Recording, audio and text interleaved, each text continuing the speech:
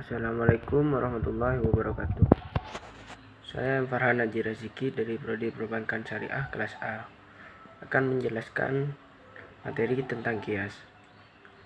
Pengertian kias. Secara etimologi, kias berasal dari bahasa Arab yang artinya berarti mengukur, membandingkan, menganalogikan, menyamakan, atau mengukur sesuatu dengan sesuatu yang lain. Menurut ulama usul fikih, kias ialah menetapkan hukum dari suatu kejadian atau peristiwa yang tidak ada dasar nasnya dengan cara membandingkan kepada suatu kejadian atau peristiwa yang lain yang telah ditetapkan hukumnya berdasarkan nas karena ada persamaan ilat antara kedua kejadian atau peristiwa tersebut. Sekalipun terdapat perbedaan redaksi dalam beberapa definisi yang dikemukakan para ulama usul fikih di atas, tetapi mereka sepakat menyatakan bahwa proses penetapan hukum melalui metode kias bukanlah menetapkan hukum dari awal, melainkan hanya menyikapkan dan menjelaskan hukum pada suatu kasus yang belum jelas hukumnya. Penyingkapan dan penjelasan ini dilakukan melalui pembahasan mendalam dan teliti terhadap ilah dari suatu kasus yang sedang dihadapi.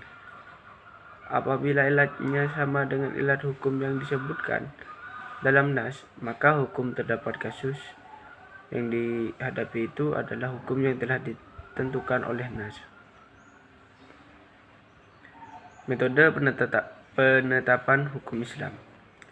Secara etimologis, metode berasal dari kata met dan hoj yang berarti melalui, sedangkan istilah metode adalah jalan atau cara yang harus ditempuh untuk mencapai suatu tujuan. Sehingga metode penetapan hukum Islam berarti cara yang ditempuh dalam menetapkan hukum Islam.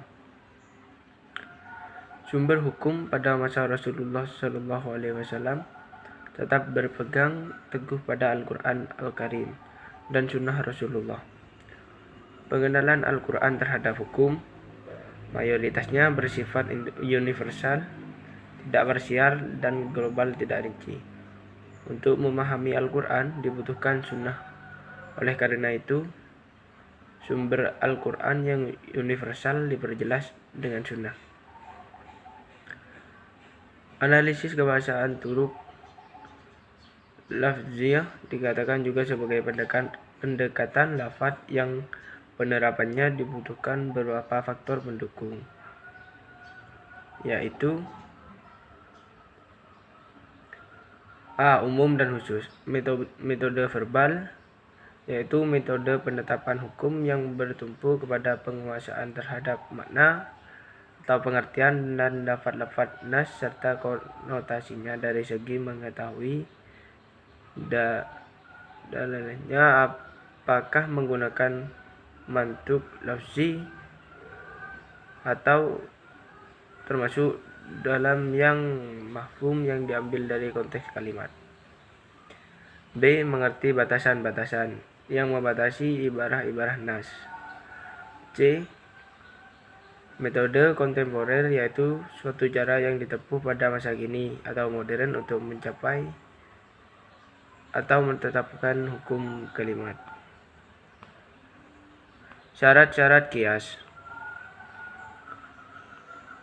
Syarat-syarat yang harus dipenuhi oleh rukun kias adalah 1.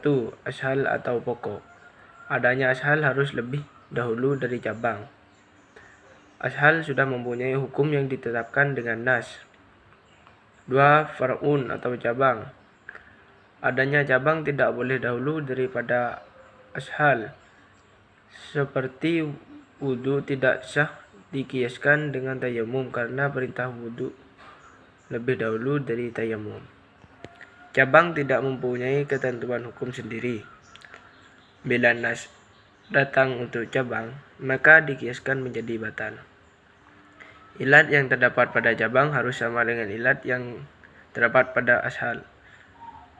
Hukum yang ditetapkan atas cabang harus sama dengan hukum asal. Ilat atau titik persamaan atau alasan. Ilat harus tetap berlaku. Manakala ada ilat tentu ada hukum, dan tidak ada hukum bila ilat tidak ada. Ilat memabukkan menjadikan haramnya minuman keras. Ilat tidak berlawanan dengan nas. Bila terjadi ilat menghasilkan hukum yang berlawanan dengan nas, maka nas yang didahulukan. Macam-macam pembagian kias. Kias aulawi, yaitu kias yang berlakunya hukum pada furu lebih kuat dari pemberlakuan hukum pada asal karena kekuatan ilat pada furu. 2. Kias musawi, yaitu kias yang berlakunya hukum pada furu sama keadaannya dengan berlakunya hukum pada asal karena kekuatannya ilat sama. Berikut penjelasan dari saya, kurang dan lebihnya mohon maaf. Wassalamualaikum warahmatullahi wabarakatuh.